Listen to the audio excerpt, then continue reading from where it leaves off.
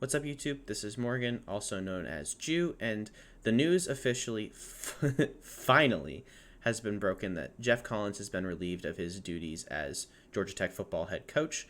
The Athletic Association board meeting tomorrow will be to decide the future of Todd Stansbury, their athletic director, as well as to confirm the buyout of Geoff Collins' $3.3 million contract.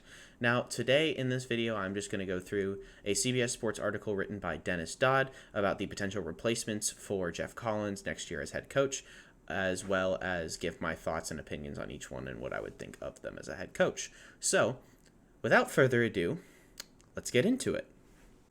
So the first head coach that is an option from Dennis Dodd is going to be the most obvious one for most Georgia Tech fans, and Deion Sanders. Deion Sanders, being a member of the Falcons and Braves, is very well known in the city of Atlanta and has had a relatively successful career at Jackson State. He has also shown the ability to be able to recruit, with getting Travis Hunter, the five-star corner, to flip his commitment from Power 5 Florida State to Jackson State, which is a FCS school. Now, I don't know how successful the Deion Sanders move would be in terms of being able to acquire it. Do I think Tech has the ability to acquire Deion Sanders? Yes, absolutely. City of Atlanta, huge market for just him in general, and is a huge recruiting hotbed. People will want to come and play for the Deion Sanders. Now, with Georgia Tech, I don't know if the players that Deion Sanders wants to recruit automatically are academically eligible, that's the word, to play for Georgia Tech. Because there are a lot of great players who can easily play for Georgia Tech, but then there's others who are on the fence, and there are certain bare minimum requirements for athletes to hit, and some of them don't reach that for Georgia Tech standards, which does make recruiting tough, and which makes having a good football team for an institution like this tough. But I think that Deion Sanders, in terms of just sheer football, is the best coaching candidate with everything, head to toe, top to bottom.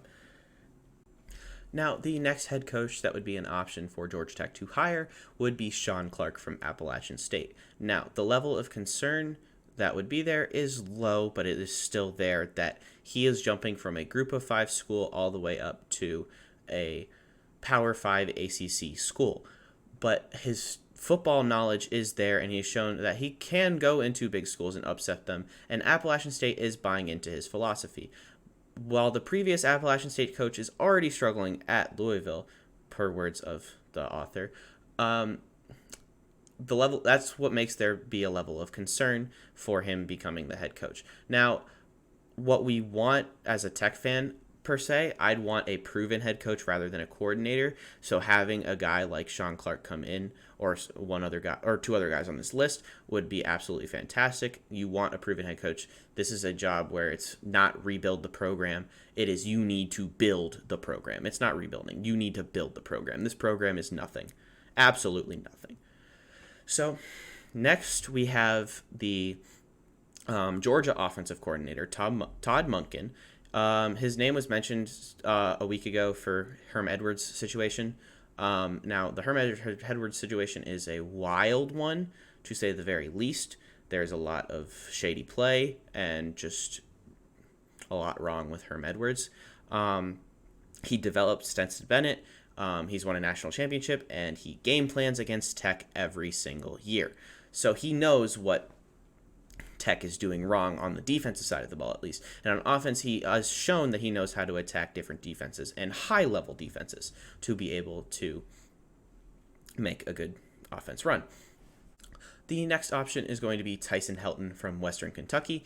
He is an offensive mind, very offensive mind heavy, and he has proven that he is a very solid football coach. He's 26-17 in 4 seasons as a coach at Western Kentucky. He has previously coached at UAB and Tennessee and has a lot of experience in the Southeast relatively. So, and that's also another proven head coach that he can prove to win, and he can prove to game plan offense.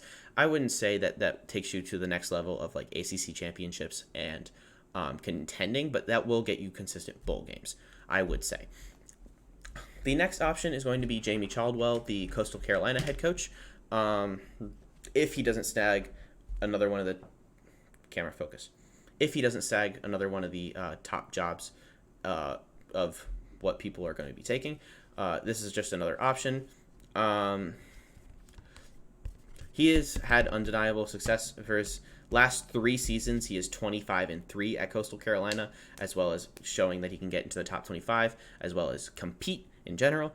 But I think this is the top option for a lot of schools, so Georgia Tech is very highly unlikely to land him, but that's just my thoughts on it.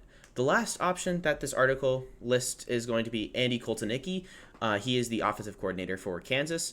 As I have said on this channel before, Kansas is a very offensively gifted team. Their style and their formations and just what they run in general, a triple option style with more use of a tight end and more trickery, is absolutely beautiful. As a fan who has watched the triple option in the past, this triple option is phenomenal. I absolutely love it. And he has proven that he has given a lot of great offense the past few years as an offensive coordinator.